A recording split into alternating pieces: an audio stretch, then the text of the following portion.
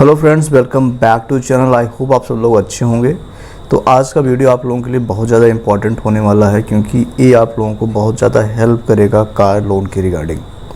तो car loan के बारे में बेसिक जानकारी तो सबको होती है, लेकिन आजकल मार्केट में बहुत सारे फ्रॉड चल रहे हैं और हर बैंक्स, हर फाइनेंशियल इंस्टीट्यूट कंज्यूमर को कुछ ना कुछ एक्स्ट्रा चिपकाने की कोशिश में पड़ा रहता है, चाहे हायर इंटरेस्ट रेट हो या फिर कोई एडिशनल कोई स्कीम हो। हर तरह से हर कोई कस्टमर को ज़्यादा से ज़्यादा बेवकूफ़ बनाने की कोशिश में लगा हुआ है। हर कोई अपना बिज़नेस बढ़ाना चाहता है।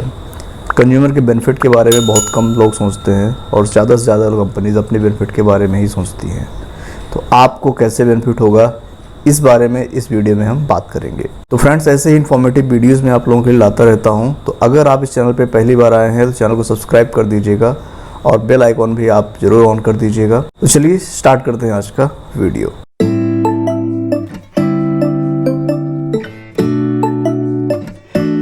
तो दोस्तों, जब भी हम कोई कार लोन लेने के लिए प्लान करते हैं तो कार लोन का अमाउंट कितना होना चाहिए, कितना फाइनेंस में कराना चाहिए, इस बारे में हम पहले भी बात कर चुके हैं। लेकिन आज हम उस बारे में बात नहीं करेंगे। अगर उसके बारे में आपको देखना है तो हमारा कल का वीडियो जाके आप देख लीजिएगा, मैं डिस्क्रिप्शन में उसका लिंक डाल दूँगा। आज हम बात करेंगे कि अगर आप कार लोन लेने के लिए प्लान कर रहे हैं तो आप किन किन चीज़ों का आपको ध्यान रखना चाहिए, ताकि आपको बैंक वाले बेवकूफ़ ना बना सके। ये बहुत ज़रूरी है, क्योंकि बैंक वाले बहुत ज़्यादा बेवकूफ़ बना रहे हैं। तो सबसे पहले हम कुछ सिंपल प्रोसेस की बात करते हैं और वीडियो में आगे आपको मैं इम्पॉर्टेंट जो टिप्स हैं वो भी मैं आपको दूंगा। तो सबसे पहले फ्रेंड्स, बात होती है कि हमें लोन लेना कहाँ से चाहिए। हमारे पास 2-3 ऑप्शन होते हैं। तो जिस भी शोरूम से हम, जिस भी डीलरशिप से हम कार बाई करते हैं, उनके टाइप्स होते हैं अलग अलग बैंक के साथ। तो आप चाहें तो डायरेक्टली वहाँ से ले सकते हैं लोन। दूसरा कि आप जहाँ पे काम करते हैं, अगर आपका कोई अकाउंट है, आप अगर कहीं सैलरीड एम्प्लॉई हैं तो आपका कहीं पे सैलरी अकाउंट होगा, तो आप वहाँ से भी लोन को ले सकते हैं। उसके अलावा फ्रेंड्स, एक आपके पास ऑप्शन और होता है कि आप ऑनलाइन रेट्स कंपेयर कर लीजिए। कुछ ऐसे पोर्टल्स हैं जहाँ पे डिफरेंट बैंक के लोन के इंटरेस्ट रेट्स आप कंपेयर कर सकते हैं, चेक कर सकते हैं।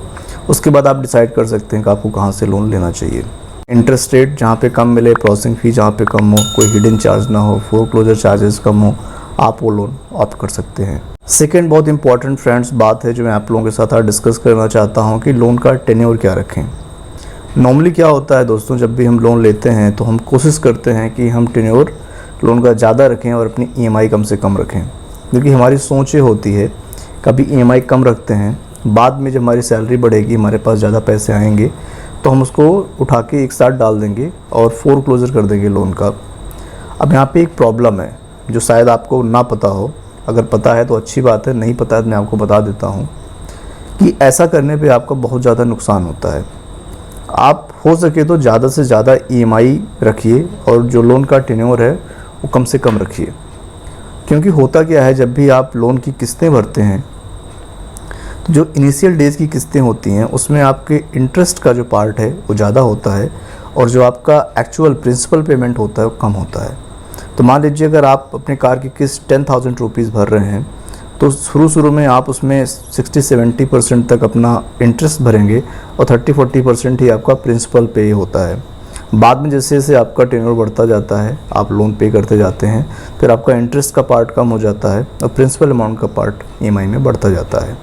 तो मान लीजिए आपने 3 साल तक लोन भरा, तो आपको लग रहा होगा कि 3 साल में आपने जितना लोन भरा है उसमें आपका हो सकता है 50-50, आप सोच रहे होंगे कि आपने इक्वली इंटरेस्ट आपने भरा है, लेकिन ऐसा नहीं है। जो आपने 3 साल में लोन भरा होगा शुरू के, उसमें आपका प्रिंसिपल अमाउंट काफ़ी कम रीपे हुआ होगा। ज़्यादातर बैंक ने आपसे इंटरेस्ट वसूला होगा। तो बैंक की एक चाल होती है ताकि आप प्री पेमेंट ना करें और इंटरेस्ट उनको पूरा मिले। तो एक उनका ट्रैप होता है। तो इसलिए मैं आपको बोल रहा हूँ कि अगर आप 2-3 साल बाद आप लोन को फोरक्लोज भी करते हैं तो भी आपका लॉस होगा, क्योंकि आपने बहुत कम प्रिंसिपल अमाउंट तब तक भरा होगा।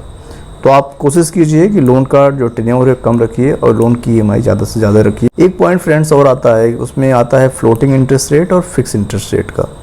तो फ्लोटिंग आप उस केस में लीजिए अगर आपको लग रहा है कि आप जब लोन ले रहे हो उस समय जो इंटरेस्ट रेट है वो थोड़ा हायर साइड पे है, तो आप फ्लोटिंग पे जा सकते हो। अदरवाइज़ आप फिक्स पे भी जा सकते हो। अगर आपको लग रहा है कि इंटरेस्ट रेट काफ़ी कम है, जैसे आज के टाइम पे अगर देखा जाए तो इंटरेस्ट रेट काफ़ी कम है, 7.6% की अप्रॉक्स इंटरेस्ट रेट मिल रहा है, इस पे आपको इजीली कार लोन मिल जा रहा है, तो आप फिक्स पे भी जा सकते हो, कोई इशू नहीं है। नेक्स्ट पॉइंट मैं आपको जो फ्रेंड बताने जा रहा हूँ बहुत इंपॉर्टेंट है। तो होता क्या है, जब भी आप कार लोन के लिए अप्लाई करते हो, जब आपका कार लोन डिस्पर्स होने वाला होता है, तो उस टाइम पे आपको जो आपका बैंक का एजेंट होता है आपको कॉल करता है, बोलता है कि सर इस पे आपको एडिशनल एक इंश्योरेंस कराना पड़ेगा। उस इंश्योरेंस को बोलते हैं क्रेडिट एश्योर इंश्योरेंस, इसको हिंदी में कार सुरक्षा स्कीम भी बोलते हैं। तो इसमें बेसिकली होता क्या है, जो आप लोन लेते हो ये लोन का इंश्योरेंस करते हैं। उसका मतलब ये होता है कि अगर कुछ मिस हैपनिंग होती है, जो लोन का जिसने लोन लिया है, अगर उसकी कोई डेथ होती है या फिर किसी एक्सीडेंट में मेजर डिसेबिलिटी होती है, तो उस केस में उस बंदे की बिहाफ पे वो जो इंश्योरेंस कंपनी है उस लोन को रीपे करती है बैंक को। या फिर अगर आपकी जॉब चली जाती है तो कुछ टाइम के लिए पार्शियल ईएमआईज़ भी वो इंश्योरेंस कंपनी पे करती है। तो इस तरह के कुछ बेनिफिट्स होते हैं। लेकिन अब यहाँ पे प्रॉब्लम क्या है कि आपको जो एजेंट है वो बोलता है कि नहीं आपको लेना ही पड़ेगा सर, ये तो मैंडेटरी है। तो अगर मैंडेटरी बोल रहा है और आपको चिपकाने की कोशिश कर रहा है, तो आप इसको चाहें तो लें, चाहें तो अवॉइड कर सकते हैं, क्योंकि ये फुल्ली ऑप्शनल होता है, ये बिल्कुल भी मैंडेटरी नहीं होता है, ये आपके ऊपर डिपेंड करता है।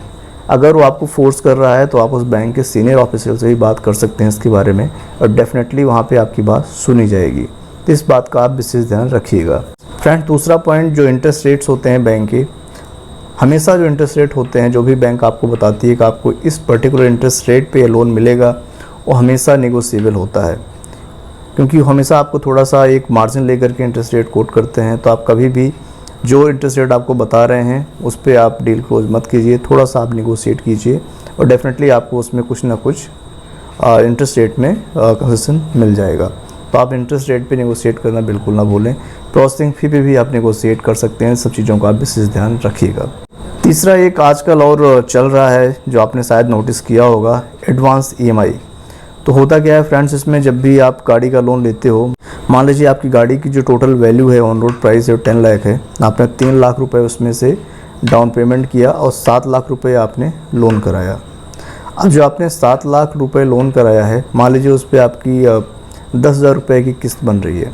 तो बैंक क्या करती है, जो आपका लोन डिसबर्स करती है डीलर को, तो 7 लाख ना डिसबर्स करके 6,90,000 डिसबर्स करती है और 10,000 रुपीज़ बोलती है कि एडवांस ईएमआई है। एक्चुअली एडवांस ईएमआई ऐसा कुछ नहीं होता है। होता क्या है कि वो आपको एक्चुअली 6,90,000 का ही लोन मिल रहा है, और उसके अकॉर्डिंग आपकी जो टोटल ईएमआईज़ होती हैं, ईएमआईज़ की वैल्यू कम हो जाती है, तो आपको थोड़ा सा देखने में अच्छा लगता है। अगर आप बाकियों से कंपेयर करते हो, अदर बैंक से कंपेयर करते हो जहाँ पे एडवांस ईएमआई कॉन्सेप्ट नहीं है, तो आपको अपनी ईएमआई थोड़ी कम लगती है। तो एक्चुअली बैंक्स का आप बोल सकते हो कि स्ट्रेटजी है कि अपनी ईएमआईज़ कम दिखाने के लिए वो लोग ऐसा करते हैं। तो इसमें हालांकि आपको कोई लॉस नहीं होता है, क्योंकि बस आपको यही है कि आपको 3 लाख की जगह पे 3,10,000 रुपये इस केस में आपको पे करने पड़ रहे हैं। डाउन पेमेंट में थोड़ा सा आपको ज़्यादा पे करना पड़ रहा है, बाकी इसमें आपको कोई लॉस नहीं है। लेकिन एक ट्रैप है बैंक्स का, दिखाने के लिए आपको कि उनकी ईएमआई कम है, बाकियों की ईएमआई ज़्यादा है। इस तरीके से अगर कुछ बैंक्स आपके साथ कर रहे हैं तो आप इसको समझ जाइए, ऐसा बैंक्स करती हैं, तो इस पर आपको पता होना चाहिए, इसलिए आपके साथ जानकारी में शेयर कर रहा हूँ। तो फ्रेंड्स, ये थे आज के कुछ important tips and tricks car loan के रिगार्डिंग, जिसमें आजकल बहुत सारे बैंक वाले कंज्यूमर्स को लूटते हैं, बेवकूफ़ बनाते हैं। तो आई होप आपको इन्फॉर्मेशन अच्छी लगी होगी। अगर इन्फॉर्मेशन आपको अच्छी लगी है तो वीडियो को लाइक कर दीजिएगा। अगर चैनल पे आप पहली बार आए हो, चैनल को सब्सक्राइब कर दीजिए, बेल आइकॉन भी ऑन करना बिल्कुल मत भूलिएगा। जल्दी मिलते हैं किसी नए और इन्फॉर्मेटिव वीडियो के साथ। तब तक के लिए अपना ख्याल रखिए, अपनी फैमिली ख्याल रखिए। जय हिंद, जय भारत।